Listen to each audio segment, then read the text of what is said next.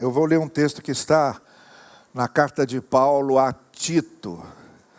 Hoje nós estamos celebrando a ceia juntos. Ceia é um momento em que nós nos lembramos muito especialmente do que Cristo fez por nós, da sua graça, do seu amor derramado em nosso favor. E também nós estamos no contexto do aniversário da nossa igreja, dos 85 anos, refletindo ao longo desse ano sobre o tema Iguais a Jesus. Um discípulo, uma discípula de Jesus tem como grande alvo da sua vida se tornar cada vez mais parecido com Ele. Então, nesse contexto, eu queria hoje ler esse texto de Tito, capítulo 3. A carta de Tito é uma carta bem breve, de 3 capítulos. Ela segue o mesmo estilo das cartas de Timóteo. Tito também era um líder proeminente na Ásia Menor. Também foi discípulo de Paulo e treinado por Paulo. E cooperador de Paulo. É por isso que ele está falando nessa carta, dando-lhe diversas orientações. Mas há um trecho que eu acho bastante significativo. A partir, no capítulo 3 de Tito, a partir do verso 4, está escrito assim: quando da parte de Deus, nosso Salvador, se manifestaram a bondade e o amor pelas pessoas, não por causa dos atos de justiça que essas pessoas tenham praticado, mas devido à sua misericórdia. Ele nos salvou pelo lavar regenerador e renovador do Espírito Santo, que Ele derramou sobre nós generosamente, por meio de Jesus Cristo, nosso Salvador. Ele o fez a fim de que, justificados por sua graça, nos tornemos seus herdeiros, tendo a esperança da vida eterna. Fiel é esta palavra, e quero que você afirme categoricamente essas coisas, para que os que creem em Deus se empenhem na prática de boas obras. Tais coisas são excelentes e úteis às pessoas. O que nós temos aqui é um estilo de escrita muito conhecido nos textos bíblicos, que a gente chama de quiasmo. Os hebreus faziam muito isso nos seus escritos, a gente vê esse formato. E também nesses escritos gregos, esses autores que vinham de uma mentalidade mais ligada justamente à mentalidade hebraica, faziam mais ou menos a mesma coisa. O quiasmo é o seguinte: ele afirma uma coisa aqui, aí faz algumas considerações por trás e chega no mesmo ponto que ele começou. Então aqui você tem uma tese, ele desenvolve essa tese até chegar à mesma conclusão do início. Então isso acontece, por exemplo, no capítulo 1 de João. Você lá tem um quiasmo, naquele prólogo de João. Deus e o Filho estavam na eternidade, o Filho eterno como Deus, participando de toda a criação, nada se fez sem Ele. Mas aí, Ele veio, se encarnou, assumiu a forma de ser humano, a palavra se fez carne, e Ele fez isso para que nós víssemos a sua glória. Então lá, a glória de Deus que estava sendo revelada, e da qual Cristo abriu mão para se sacrificar por nós, Ele volta a essa mesma glória. Então Ele volta ao mesmo ponto da tese inicial que Ele havia feito. Quem faz isso também é Paulo, em Filipenses, quando ele diz: Deus estava lá, na sua glória, mas não levou em conta isso. Abriu mão da sua glória e veio caindo, e se humilhou por nós, e veio caindo, e foi morto. Mas depois, ele foi lançado de novo à glória de Deus, e diante dele toda a língua confessa, com os joelhos dobrados, que Jesus Cristo é o Senhor. Volta para o mesmo ponto.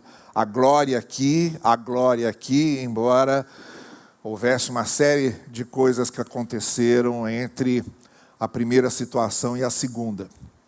Isso a gente chama de quiasmo. Os autores da Bíblia fazem muito isso. A gente encontra esse tipo de formatação do texto, por exemplo, em vários salmos. E aqui a gente tem isso. Paulo está dizendo o seguinte: da parte de Deus, Ele nos salvou. É a tese inicial. Aí ele vai mostrando como é que Deus nos salvou. E aí ele chega e conclui, voltando à mesma tese inicial, que explica por que ele fez isso, para vocês fazerem boas obras. Então ele começa dizendo lá: da parte de Deus, nosso Salvador, se manifestou bondade, misericórdia. Como é que ele manifestou isso? Enviando o seu Filho, nos lavando, nos regenerando pelo lavar do Espírito. Ele vai argumentando, mas qual era o objetivo? Aí ele volta para o mesmo ponto, que corresponde ao ponto inicial. Quem estava perguntando aqui, por que Deus derramou misericórdia sobre nós, tem agora a resposta aqui. Ele conclui dizendo: para que vocês fizessem boas obras. O que acontece quando vocês são lavados pelo Espírito Santo, o que acontece quando vocês nascem de novo, o que acontece quando vocês recebem uma nova vida, tudo isso para quê? Para que Deus faz tudo isso? Para que Deus nos transforma em pessoas novas, em novas criaturas? Por que é que Deus nos dá uma nova mente? Por que é que Deus nos dá um novo caráter?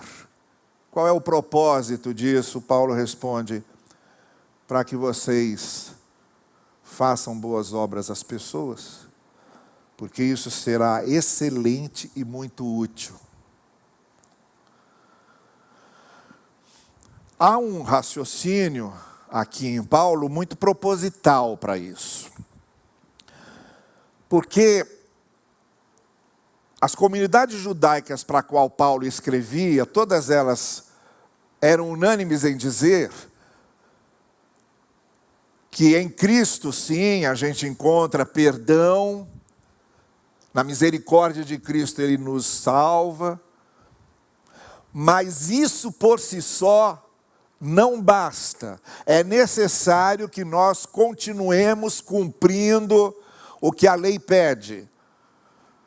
Que os meninos continuem sendo circuncidados, que continuemos guardando o sábado, e toda a lei deve continuar sendo efetivada em nossa vida. E quando Paulo se deparou com esse tipo de discurso, muito especialmente em Gálatas, e alguma coisa em Romanos, Paulo vai demonstrar até uma certa irritação com isso, dizendo: não façam isso, não façam isso. Porque vocês estão diminuindo o poder da graça de Deus. Como é que vocês dizem que a graça de Deus não é suficiente para salvar, que a gente precisa ajudar a graça cumprindo a lei? As obras da lei não servem para nos salvar, elas não nos justificam. A lei só serve para mostrar que nós não somos capazes. A lei é um espelho, diz Paulo. Quando você olha para a lei e vê o que Deus espera de você, você chega à conclusão que você não é capaz de fazer aquilo.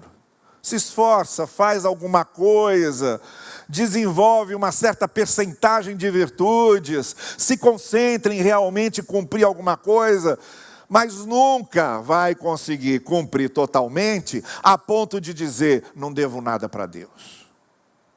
Nunca. Então Paulo diz, a lei só serve para mostrar que a gente, por nossos próprios esforços, não conseguimos essa salvação. Que Cristo precisou vir e dar a sua vida. Por isso ele usa bondade, misericórdia, generosidade. São todos atributos de Deus. Deus fez isso porque amava. Essa semana eu estava lendo algumas definições que em redações as crianças fizeram sobre o que é o amor. Então elas escrevendo várias coisas sobre o que é o amor, mas tem uma lá que me chamou a atenção. Uma criança lá que disse o seguinte: amor é você dar da sua batata frita para o seu coleguinha sem esperar que ele dê da dele. É a graça de Deus. Das melhores descrições da graça de Deus. Deus fez e sabia que não podia ter nada em troca. Então, o que descreve bondade, amor, misericórdia e generosidade é você dar da sua batata frita sem esperar que o outro dê para você de volta. Senão não é generosidade, senão não é bondade, senão não é amor, senão não é misericórdia. E aí Paulo diz, foi exatamente isso que Deus fez. A gente olha para a lei e diz, não consigo. Esse justo aqui do Salmo 1, eu nunca vou conseguir ser ele. O Salmo 1, quando fala no justo perfeito, não está falando da gente. Está falando de Cristo. Cristo era aquele justo perfeito. O justo é Cristo. E nos justifica nele, nos torna justos nele. Mas se não fosse isso, essa ação da graça, do amor e da misericórdia de Deus, nós nunca conseguiríamos. Pelo cumprimento da lei, não. Pelas obras da lei, não. É um exercício de raciocínio que eu costumo fazer com vocês aqui sempre. Vocês já devem estar até enjoados de ouvir esse exemplo que eu dou. Mas é aquilo. Jesus disse que a lei se resume a 2 mandamentos. Amar a Deus acima de todas as coisas e amar o próximo como a si mesmo. Acabou, é isso. Mas quem é que consegue fazer isso o tempo todo sem falhar nenhuma vez? Quem é que consegue amar a Deus acima de todas as coisas o tempo todo sem ter nenhuma sombrinha de falha nisso? Ou quem é que consegue amar o próximo o tempo todo, desde o início da sua vida até seu último suspiro, sem falhar nenhuma vez? Ninguém consegue. Então, se depender da gente para sermos justificados no cumprimento da lei, a gente não consegue isso. Por isso, Paulo diz, Deus agiu com bondade, misericórdia, generosamente. Ele nos salvou pela sua graça. A nós foi manifestada a graça de Deus, que a gente sozinho não ia conseguir isso. Mas aí vem a outra parte.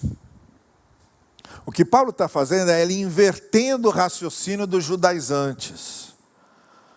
Eu estou chamando de judaizantes aqueles judeus que se converteram a Cristo, aceitando-o como Messias, continuaram judeus, só que agora seguindo a Cristo. Mas que vinculavam o cumprimento da lei à ação da graça de Deus. Então Paulo se deparou com judaizantes, por exemplo, na Galácia, em Gálatas. E começa a carta de Gálatas já chutando a porta. Eu não acredito que vocês foram mudar o evangelho que eu ensinei para vocês. Dizendo isso. Então ele inverte o raciocínio. Ele diz, olha, nós não somos salvos porque cumprimos a lei ou porque fazemos boas obras. É o contrário. Nós somos salvos para fazer as boas obras. Nós somos salvos para colocar em prática os princípios éticos da lei de Moisés. Nós somos salvos para agir com as pessoas com a mesma bondade, misericórdia e generosidade como fomos alcançados por Deus. Então Paulo inverte o raciocínio, ele diz, não é cumprindo a lei que eu sou salvo, não é fazendo coisas boas que eu sou salvo, mas eu sou salvo para fazer coisas boas. Tá certo que Paulo fala aqui também uma coisa em que ele diz assim, por meio de Jesus Cristo, ele fez para que fôssemos justificados por sua graça. A gente não é justificado pela lei, mas pela graça. E com isso temos a esperança da vida eterna. Tá bom. Tá ótimo. Mas a gente não sabe nada de vida eterna. A vida eterna é outro departamento.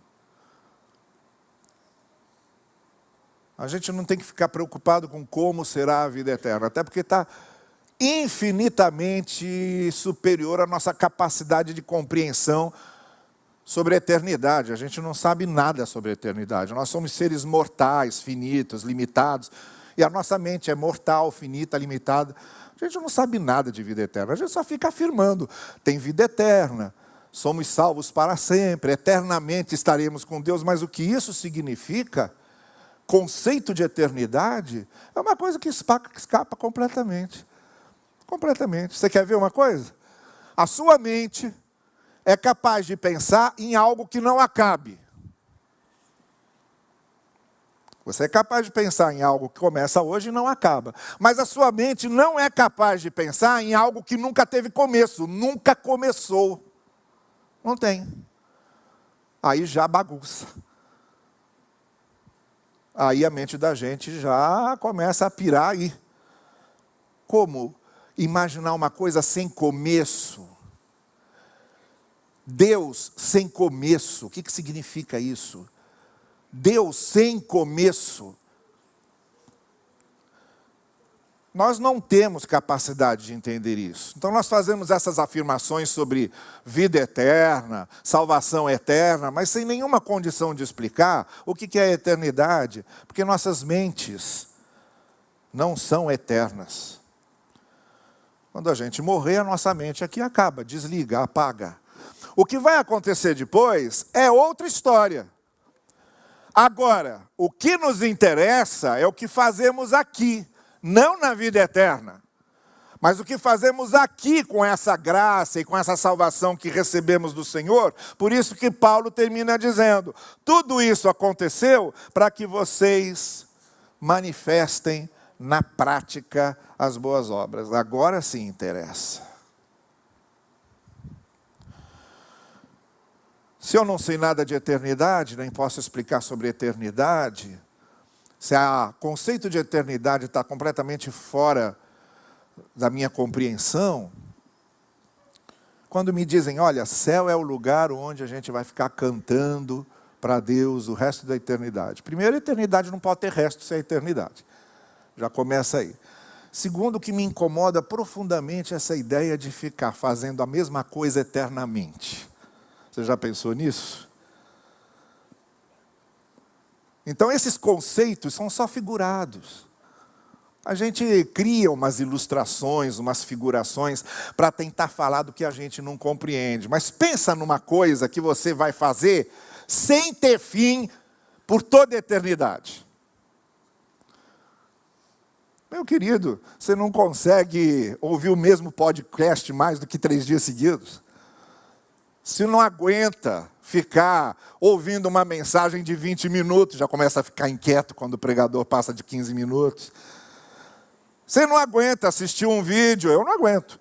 O pessoal manda para mim vídeo de 1h30, eu não vou assistir.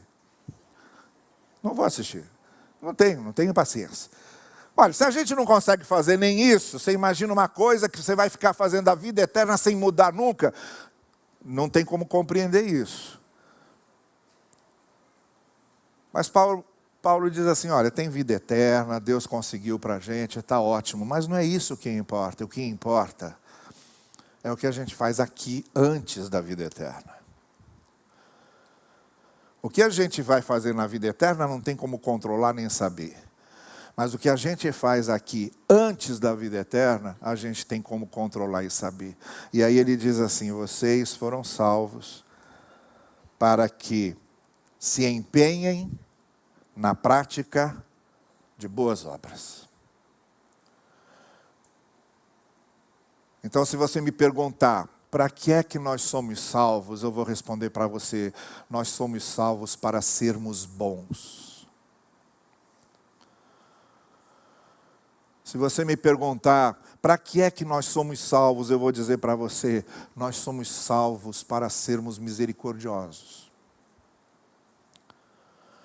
Se você me perguntar, para que é que nós somos salvos? Eu vou dizer para você: nós somos salvos para fazer coisas boas.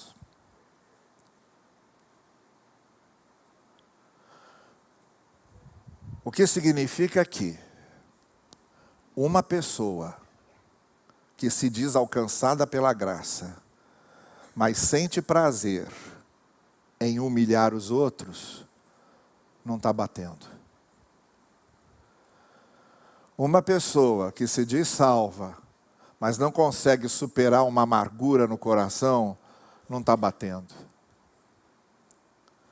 Uma pessoa que se diz salva, está vendo a dor do outro e é incapaz de demonstrar empatia, consideração e ajuda, alguma coisa aí não está batendo. Porque nós fomos salvos para sermos bons. Nós fomos salvos para sermos boas pessoas. Nós fomos salvos para que as pessoas olhem para a gente e digam assim: olha, eu quero ser paciente como aquele fulano. Eu quero ser justo como ele. Eu quero ser bondoso como ele é. Eu quero superar meus ressentimentos como ele consegue superar. Eu quero limpar meu coração de mágoa, de rancor, como ele consegue. Eu quero ser uma pessoa que trabalha como ele, que leva a sério essas coisas que ele leva. É para isso que fomos salvos, para servirmos de referência. Referência na bondade, na misericórdia, na justiça. Se você me perguntar para que é que eu fui salvo, eu não vou dizer para você: você foi salvo para viver no céu eternamente. Porque isso eu não posso controlar. Mas eu posso dizer para você: você foi salvo para você ser aqui, nesse mundo, uma pessoa melhor do que você é. E sendo uma pessoa melhor do que você é, mostrar que isso acontece com você porque Cristo habita na sua vida. É disso que Paulo está falando. Então ele está falando de Deus sendo misericordioso, argumenta e conclui com a mesma tese. Deus sendo misericordioso para que vocês façam boas obras. Para que vocês pratiquem o bem. Para que vocês façam o que é bom e justo. Isso é ser igual a Jesus, porque ninguém veio ser nesse mundo alguém com mais misericórdia e bondade com as pessoas e generosidade com as pessoas do que Jesus. Então, em vez da gente ficar discutindo essas coisas, qual é a temperatura do inferno, como é a mobília do céu, se anjo quando bate asa faz barulho, em vez de ficar discutindo essas coisas que absolutamente não nos interessam aqui, devemos discutir aquilo que interessa. Como manifestarmos nosso testemunho de maneira concreta, como ser um patrão mais justo, como ser um funcionário mais fiel, como ser um professor mais amoroso, como ser um marido mais generoso, como ser uma esposa mais atenciosa, como ser um filho mais obediente, como ser um pai mais amoroso. Essas coisas a gente precisa sim estar sempre discutindo. Com essas coisas, sim, a gente precisa estar sempre preocupado. Porque foi para essas coisas que Jesus Cristo nos salvou, nos lavou e mudou as nossas vidas. Nesse momento em que a gente vai participar da ceia, leve muito a sério isso. O sacrifício de Jesus na cruz, tudo o que Ele fez na cruz, não foi só para te dar o céu, porque o universo não orbita em torno de você. Tudo o que Jesus fez na cruz foi para transformar você, para você ser uma pessoa melhor para os outros. É esse o grande desafio do Evangelho. O resto, tudo fica em segundo plano.